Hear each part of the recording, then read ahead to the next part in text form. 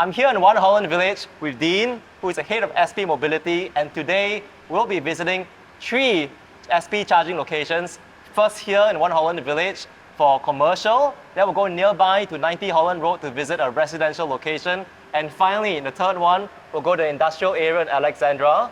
And along the way, as we tour these 3 charging sites, we'll learn a little bit more about the charging journey and how SP Group began building EV chargers, a director's commentary from Dean on the challenges they face behind the scenes, and what they're excited about to bring for us, EV owners, in the future in this country.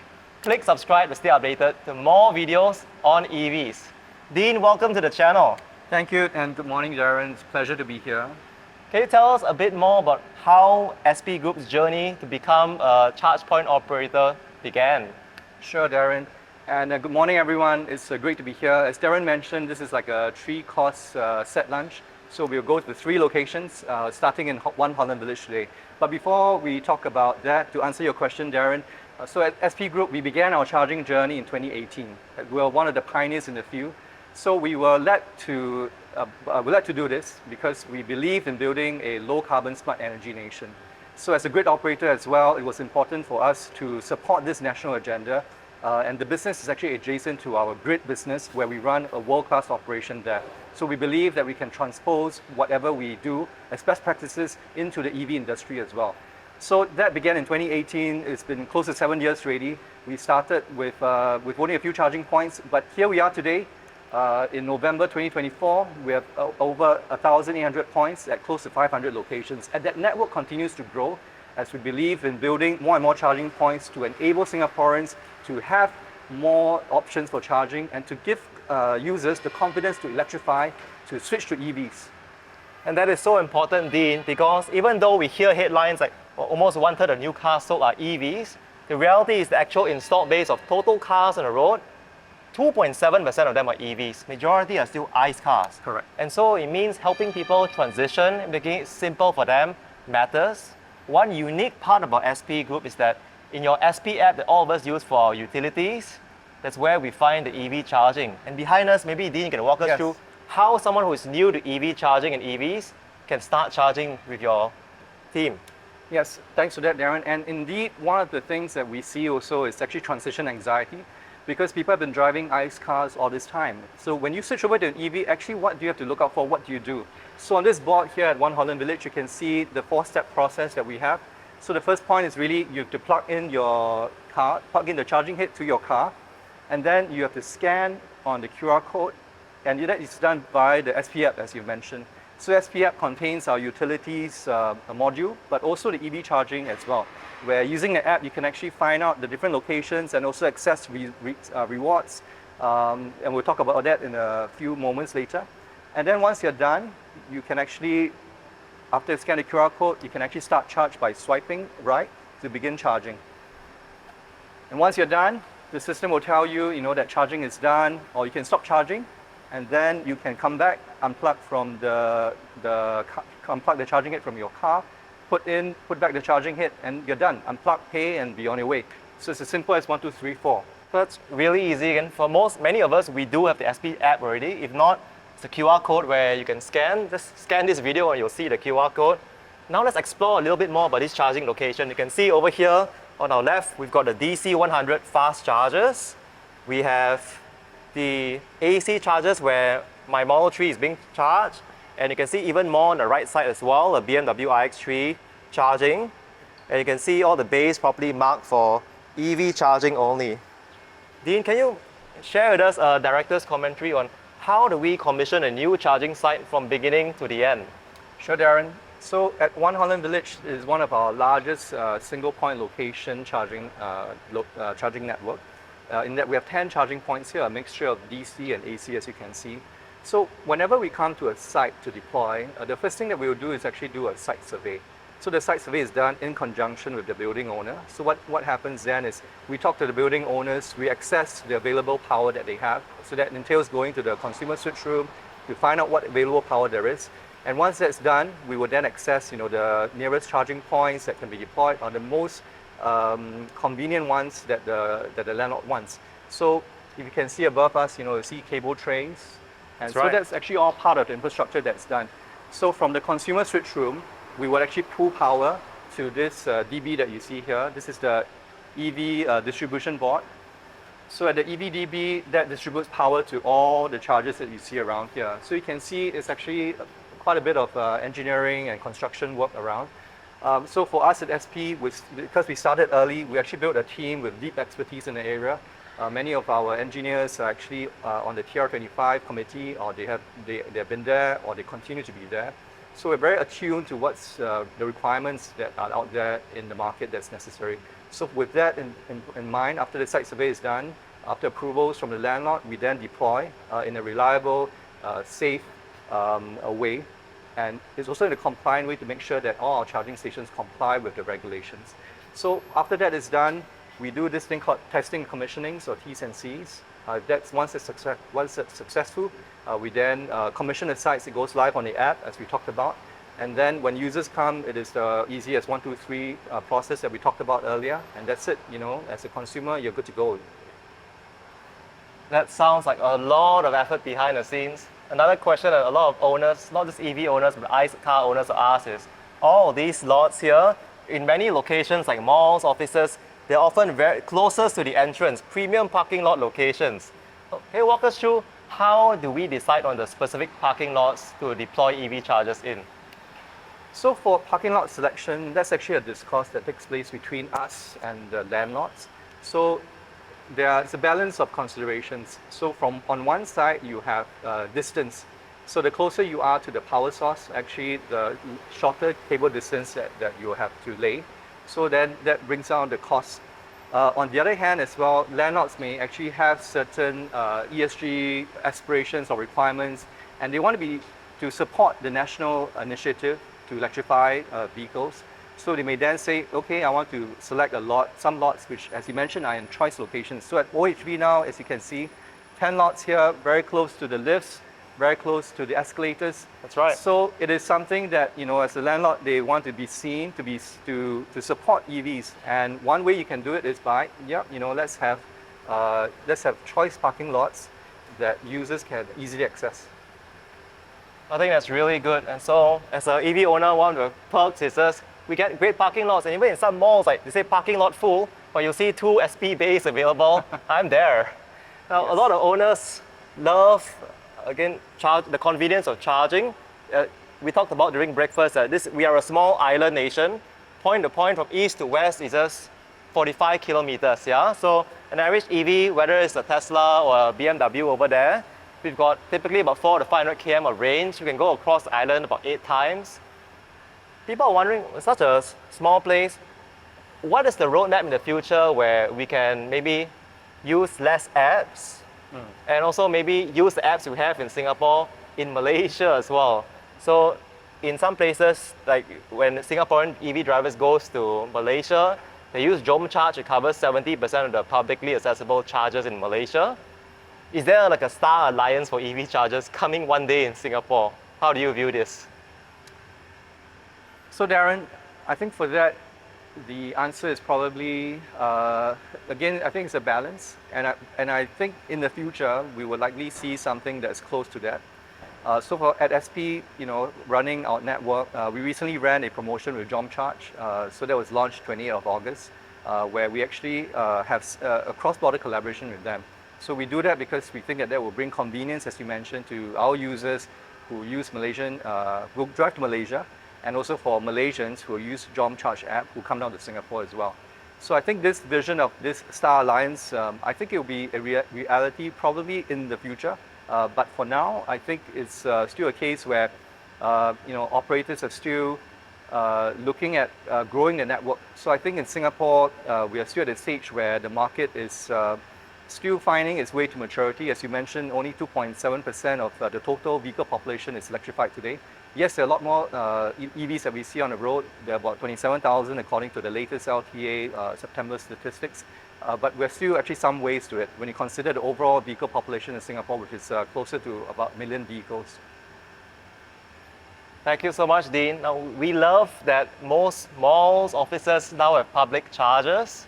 And for those of us who stay in residential property like condo, the reality is a bit more nuanced. So next, let's head to a nearby condo in 90 Holland Road and learn more about the realities of installing EV chargers and how it works over there.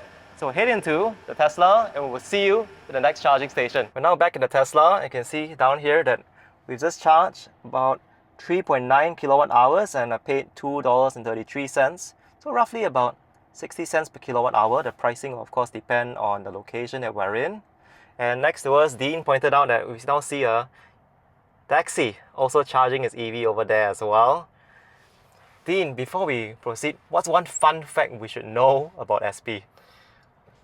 Yeah, so Daren, I've been doing this for I think close to 2 years. So I think one interesting fun fact that I've come across is, I think when we talk to consumers, a lot of them think that you know when they're at home they receive the SP services bill, they see that their electricity tariffs are 30 cents, and then they wonder, wait a minute, SP, the pricing, the charging network is actually significantly higher than that. So I think the fun fact to share is really, I mean, from our point of view, actually, when we actually run the network in a location like OHP, we are just like a tenant. So actually, we don't have access to like differentiated pricing. So even when we have the ability to open our own SP account, actually we also take our pricing at the SPA tariff. And then SP as a group, actually, we actually run the grid. So in terms of the tariff prices that come in, actually a large proportion that actually goes to the producers. So we don't produce the energy that comes. So I think that's been one fun fact, because in a sense, a lot of people think, well, you're SP, therefore you must be getting electricity on the cheap, but actually that's not true. Actually, we operate like any other operator when it comes to installing our charging points and operating it. I think that's a good insight to know because it's very easy for us to assume SP, their utility, they must have the best rate, right? So there's always a nuance behind the scenes, and I've learned something new today. Yes, I also wish that were true if we had the best rate, but actually that's not the case.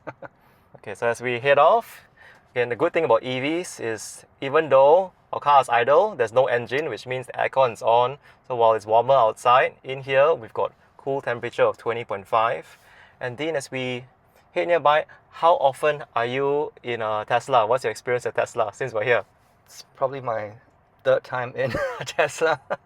So I'll probably give you some comments once we get there. Depends on your driving skills, Daren. So there we go. Yeah, Viewers nearby. No pressure. 90 Holland Road. You can see it's just less than a kilometer away. Let's head there. Because I am driving, we will see you there. I'm here in the condo car park with Dean and now joined by Yvonne, who is the MCST chairperson for this condo. And we're going to learn more about getting the SP chargers installed, which you all can see down here. We've got two 7.4 AC chargers.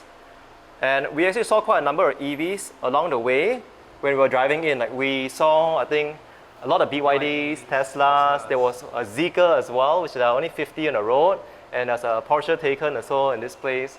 So tell me a little bit more, Yvonne, if you could introduce yourself and how did the journey for installing these SP chargers happen? Hi. Well, for us, it's a no-brainer because EV take-up is the direction that everybody knows, right, for the future of mobility in Singapore. So for this condo, because we know that for our residents, both the ones that rent and also the ones that have bought into this property, there's a lot of demand for EV to be looked after on premises. So we needed to look after our residents as soon as possible. I think more than a year ago, we started to audition, right, a lot of different EV charging service providers. So SP was the standout, most technical and most friendly because there is no marketing rah-rah. They didn't give us a lot of all the, oh, my app can do everything. They actually sent down engineers. So it was quite amazing when the engineers were very honest, very direct, told us a lot about the pros and cons, went to look at all the different sites because you can see in this car park, there are many places you can put the EV charger. Correct. But yeah, it was quite an amazing experience where we really figured out how do we make sure we accommodate the needs of our residents, not just now, but also in the future. We're also doing some retrofitting, but this is still, functioning well. So far, no complaints. Thank you so much for sharing. And to be clear, like all these condo EV chargers, they are meant for condo residents only. So we can't just like I'm staying in Toa Payoh, drive here and charge my car. Dean, can you walk us through like how do EV chargers in condos work? Because I can't see this location in my SP app. Yes, Daren. So as you mentioned, yes. So on the SP side, we've actually taken a deliberate view. So on our app today, you can see all our other locations all around the island, except for condo points. So condo points are actually only accessible by residents who charge in the condos. So the process is through a process of whitelisting. So the residents go to the managing agent, and managing agent writes to us. Then we whitelist the email address. Then after that happens, voila, the user can actually see the condo points on the app.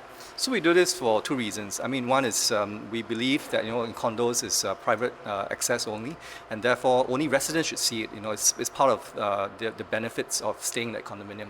The second thing is actually more practical. So assuming we were at One Holland Village earlier, and let's say you needed a charge, assuming all the charging points are full, and you look at the app, you see, 19 Holland Road, this is less than a kilometer down. Let's go down and charge. Then you drive your way down. So even if you say, like condos only, you may not really see that label, and you come here and you see like there's a barrier here, there's a security guard, and you can't come in to charge. So basically, when we do this, it's for these two reasons, and I think it's been effective so far in terms of meeting those two objectives. Thank you so much, Dean. Back to you, Yvonne. When the condo team thinks about building an EV charger in a condo, what was the thought process of, say, let's start with 2 first, and then we expand later on? Because we see so many EVs even today in this condo already. I imagine the next 2 to 3 years, the number of EVs will continue growing quickly. What's the roadmap like? Wow, this is where the engineer comes in, right? Because we have to think about the energy capacity of this condo, because this is not a commercial property, not like a shopping center industrial complex. The amount of electricity we can draw within this condo, right, for all of our public utilities and all that is still capped. So therefore, we cannot install like 6, fast charge, right? That will be not feasible. And also it would not be safe, right? Because we have to think about fire protection, which is why you see we have the fire extinguisher right there, right? We also need to make sure that it's close to places that are well ventilated, and then also fire engine access is clear. So there's a lot of consideration when condos as a private property need to actually think about how many EVs are going to be parked here overnight versus what is actual our safe level of accommodation of charging infrastructure. And also, to be honest, a lot of our residents, they have different options to charge, right? They can charge at their office, they can charge outside. Having the 2 chargers at home is just a comfort factor, knowing that when you get home, if you are running low, you can have this option anyway. But that's not going to be a dominant source of your EV charging service point, right? So I think it's okay for a lot of the condo management MCSTs to work with a little bit more technical know-how, so that when they decide where, what type of charging, and also what are the other services that usually get bundled with the charging, because there's a lot of security and also a lot of other features that can bundle into the charge app and other type of controls. It's a little bit more technical than what normal MCSTs will have to think about, but I think it's definitely worth it. And I think people so far have been giving us pretty good feedback. And we started with about 4 EVs a year ago. And now you see you have a pretty interesting portfolio of resident EVs in this condo as well. Thank you so much, Yvonne. One last question for you is, what's one tip you have for other condo MCST teams on getting their first EV chargers installed? I think it actually requires a lot of studying. The committee members actually have to do a little bit of studying, and don't be afraid of asking questions, because this is not an expertise of the normal layperson, right? To understand all about safety, energy, capacity, and also even a little bit of layout and planning. Talk to the service providers, make sure that they give you the technical advice, right? And also be a bit more realistic, because having many chargers versus having a few, there's pros and cons. And I think it is also a pretty good exercise when the committee members all start to brainstorm, right? Plan forward, because having EV chargers in a condo, does add value to the property, because of the fact that a lot of the rental, right, rental options for folks with EV, right, would actually open up new, better choices for the owners of property here. So there is definitely a lot of consideration for the committees to read upon, discuss, and also compare. So definitely it's quite an easy thing to get quotes and get advice. I think it's not a difficult thing at all, but it does require planning for a bit more time and quite a few deliberations within the committee. That is so insightful. Thank you again, Yvonne, for your perspectives and sharing with us your journey installing EV chargers in your condo. Dean, if I could ask you one final question in this location. Now, you work with so many condos. How do the pricing models differ, if at all, when it comes to condos? Yes, so for condos, actually, we have two models. Essentially, we have a pay-per-use model and also a subscription model. But predominantly, actually, we do a pay-per-use. So what that means is actually users don't have to sign up for a subscription plan. You know, they can just use the condo, the charges in the condo on the go. And also in terms of the pricing, that's something we work out with the MCST, who is usually very motivated to get the best deal for residents. So I think that's something that we do as a whole package. And one thing as well, which I think is useful, is really that we, as Yvonne mentioned, people charge in the workplace and they charge at home. But given the extent of our network, actually makes a lot of sense for condo users to actually use the SP network, because essentially when they charge at home using a SP condo point, and then when they go to One Holland Village, for example, they actually use the same app. So from that point of view, actually, it's quite convenient, quite seamless, and that's also the value add that we bring. There are also other value adds we will talk about later in this video, I'm sure. So that's just the immediate point answer to your question. Well, there you go. There's different pricing models, subscription or pay-per-use. And with that, now that we've seen two locations, we're going to say farewell to Yvonne and head to our third and final location in our industrial area at Vantage Auto and Alexandra Road. So we're going back in the car and see you all soon. There was a good look on this condo EV charging. I didn't know so much went involved. There's so many agencies to work with as well. I'm very happy to hear that more and more condos are getting EV chargers in. I want to admit that it's still hard, there's still challenges, and it's getting better. Now, you mentioned that the SP charging network is not just in commercial, like we saw in One Holland Village, and also now in a lot more residential. Yep. One of the things you mentioned was at the launch of a new loyalty program. Tell us more about it, Dean. Yeah, so we launched the loyalty program on the 22nd of October, so literally just a few weeks ago. So the loyalty program, at its basic, is actually quite simple. So essentially, the more you charge, actually the more points you get. So every dollar that you spend equates to a certain number of points, and today it's 5 points. So 100 points equates to essentially $1 off charging. So we'll have the redemption feature in a few weeks' time. Actually, next week, I think we will launch it already. So that actually enables our users to continue to have a more rewarding experience. So the loyalty points actually sits on top of our existing rewards program, which is the lease program as well. But for points, it's a lot more direct. You can, as a user, you can see it there. A short caveat is today, in terms of the launch, we have the initial group is public users who currently don't have access to a discount. So if you're on a discounted program already, you can't see points yet. So that's something that we will launch in the next phase of the rollout. Thank you for sharing, Dean. And now to our final location, an industrial location. So we are going to Vantage Auto's office where there are SP chargers over there. And for those who follow the channel, I go there a lot because we have been reviewing many BYD and Denza vehicles. So we've got a 7-minute nearby drive. So strap in and we'll see you over there. We're here at our final stop at Vantage Auto, the BYD and Denza showroom. And here you can see a few of the DC50 chargers over here. And Dean, I remember when SP Mobility first started, it was more of a B2B business. Now it's a huge B2C presence. Tell us a little bit more about locations like this and why they exist. So yes, over at SP, our network today, we are really in a lot of different locations in Singapore.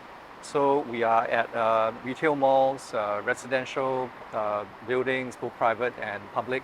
We're also at industrial commercial sites, petrol stations, recreational clubs, hospitals, tourist attractions, also across the whole gamut. So for us, we believe in electrifying all different sorts of properties. So this kind of industrial type of setting is also a place that we want to electrify.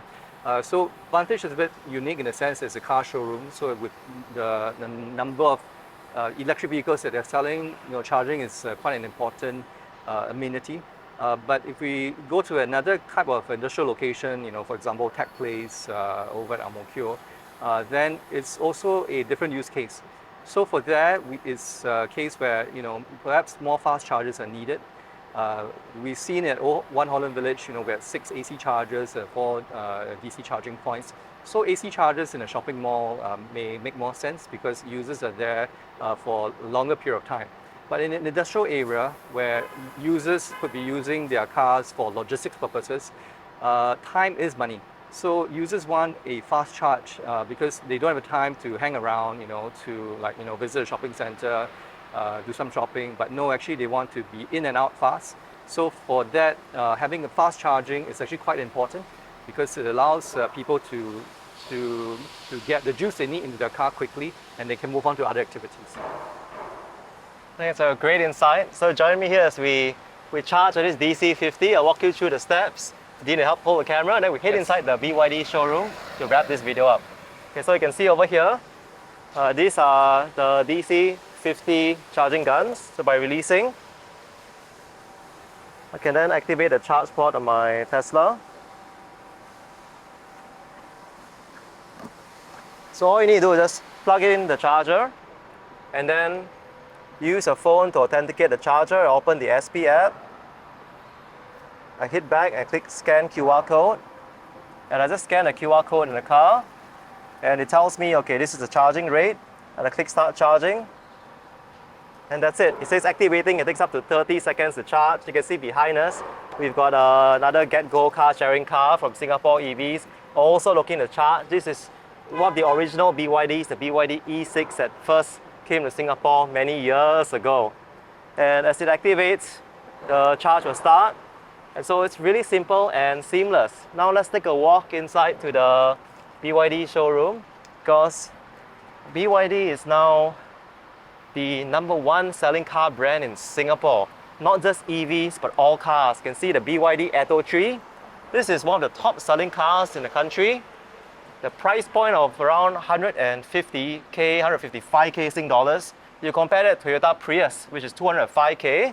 It is just a no-brainer to get this vehicle, which has more storage space than the comparable Toyota. Dean, how is SP thinking about partnering with EV manufacturers? So we partner with EV manufacturers. We also partner with their authorized dealers in Singapore. So as part of the ecosystem, it's actually quite important to work together to partner. So BYD is a key partner of ours. We support them in their charging promotions. So you can buy a new BYD car now and you can get 20% off your charging for a year. So that's something that we do with them as a charging point operator. So as you mentioned, Daren, as we have more EVs in Singapore, it's actually quite important to actually have this continuous collaboration between the CPO operator who provides infrastructure and also for the OEMs and the ADs who bring the cars in. So we want to be there with the customers at the point of birth, if I may say.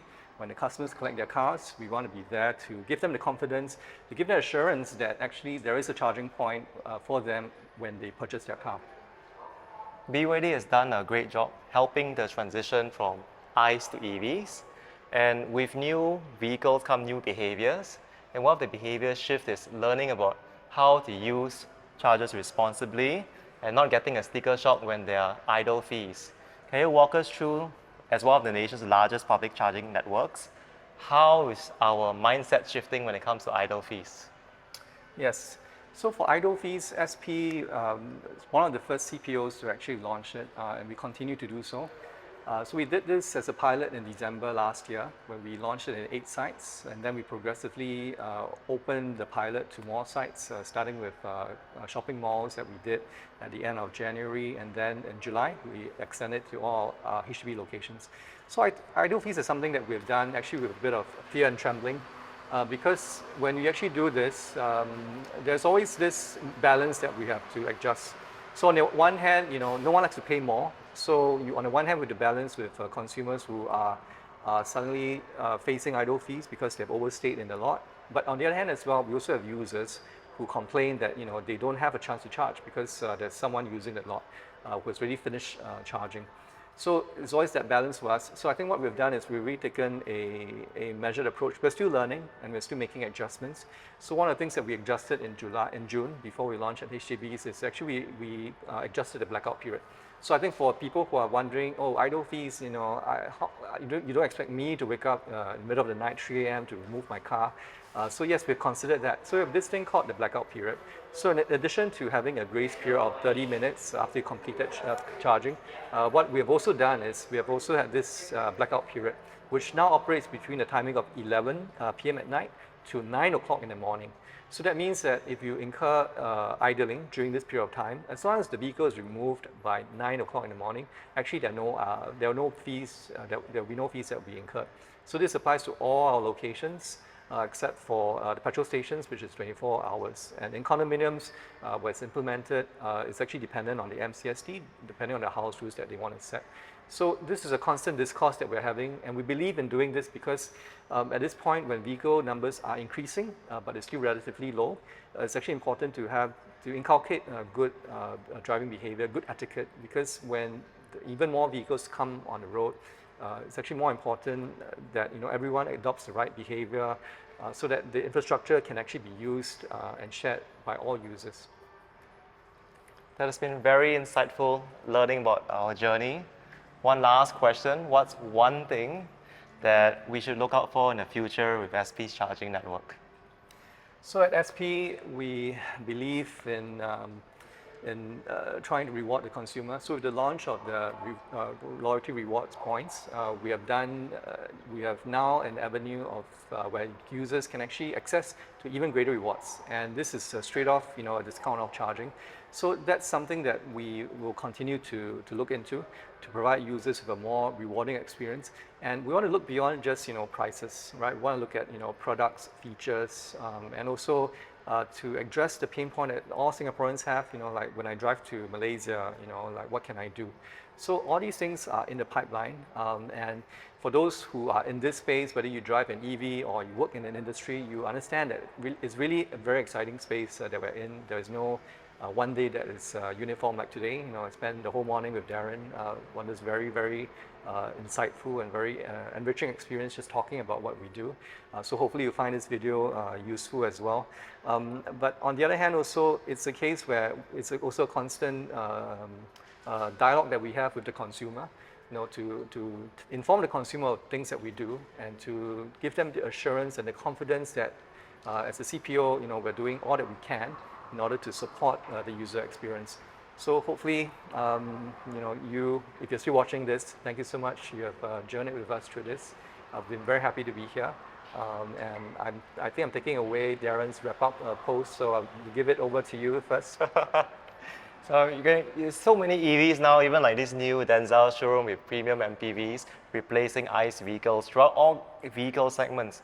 Whether you think of sedans, SUVs, MPVs, sports cars, Singapore is transitioning to EVs, and we can do that with peace of mind because of charge point operators and partners like SP. If you found this video useful, please click the like button and hit subscribe to stay updated to more videos on EVs.